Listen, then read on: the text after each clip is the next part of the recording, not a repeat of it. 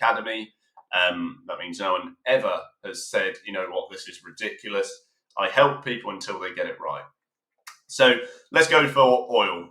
Oil I've spoke about on many occasions. It's been quite the roller coaster for a lot of people. The point you're coming to now, it comes in line with, again, believe it or not, where you previously rallied.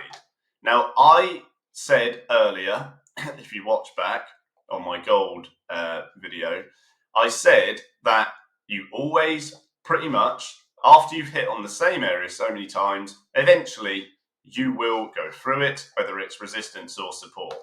Now, it's not your job to get short at lows. If you're naturally selling at lows, you will not make money. Like I said, there is no business that shorts at lows, okay, and buys at highs, because naturally that makes it impossible to make money. So my bias at this point is long. I've seen it come up from here already, but I just have the caveat that I know potentially we could get lower. I know a really rash change in market sentiment can pull this down, and therefore I'm prepared for it. I'm fully aware that my stock oscillator is very, very low as well. So again, I shouldn't be short, because this is telling me I have long side market value. Naturally, I'm not going to short the market.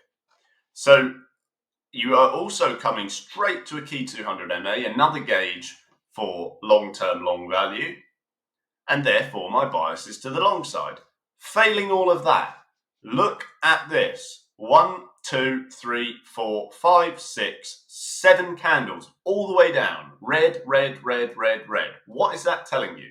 Okay, it's telling you previously people had a bias to the short side. Maybe that exists now. That could be completely the case.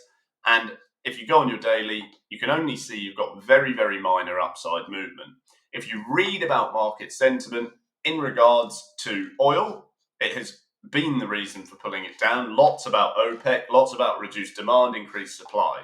Okay, oil obviously is heavily sentiment driven, because anything that occurs globally, whether it be OPEC or an economy as a whole, is going to massively affect this. If you've got somewhere like China that says, you know what, we don't want it as much, then you will get these drips down. But like I said before, smart traders know that can't go on forever. Smart traders know eventually the market changes.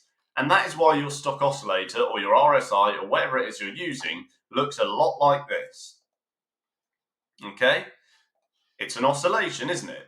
It's up, it's down, it's sideways. And there's a reason for it.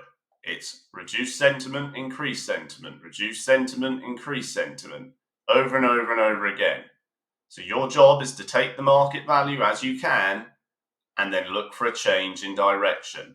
But you should never be shorting there, really, and you should never be buying up here.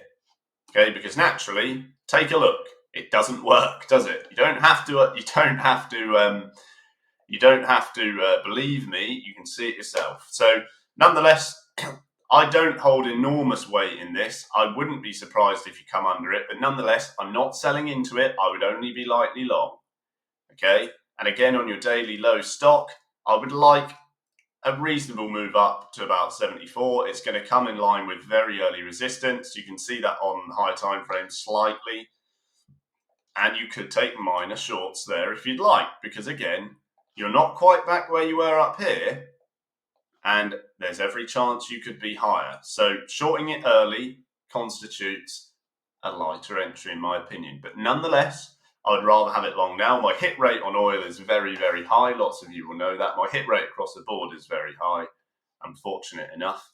But I would rather short it higher at 74. I would rather be long now. Just keep an eye out, like I said, in regards to comments from OPEC. They'll tell you a lot. It's really, really interesting what's going on with oil, because you had such a rise with lots of fears, okay, regarding demand, then such a fall. Before that, it was extreme. This was the best trade, in my opinion, anyone could have ever made in their lives. I think it was just great. I bought oil ETFs. Okay, I didn't physically buy the barrels because they won't fit where I live, and I don't have a farm, not yet. But then you get the opposite end. You get these massive rallies. Again, people say, that is enough for me. I want the money. I'm going to exit. And en masse, They do.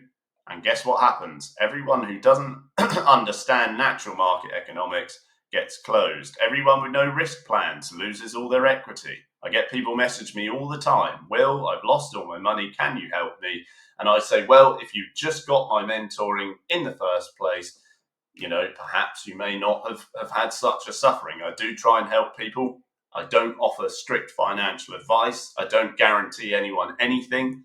I'm not that kind of person, and it's illegal anyway. I can't say you'll be guaranteed this, that, the other. But I do help people learn how I trade, and I would like to think, people see me as quite accurate. I'm profitable myself because I've been doing it for a long time. So, in short, the higher we get up, the more I would prefer to short it.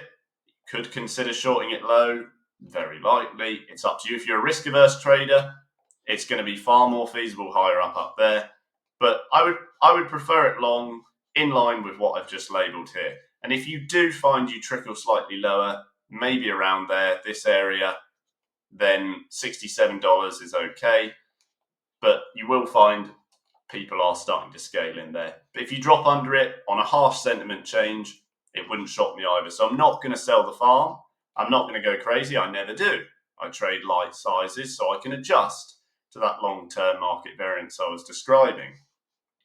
I would probably say if you wanted to scale in very much risk averse on the potential that happens, don't short it now, it's at low, but you could wait and perhaps scale in long nearer to $60 area. That would be far more feasible, in my opinion, for new entries. But like I said, just keep an eye on the news because it's heavily sentiment driven. You can get very, very quick changes, and things can happen fast. If you have no risk plans, you will get ruined on oil. Okay, the minimum lot size mostly is 1 micro,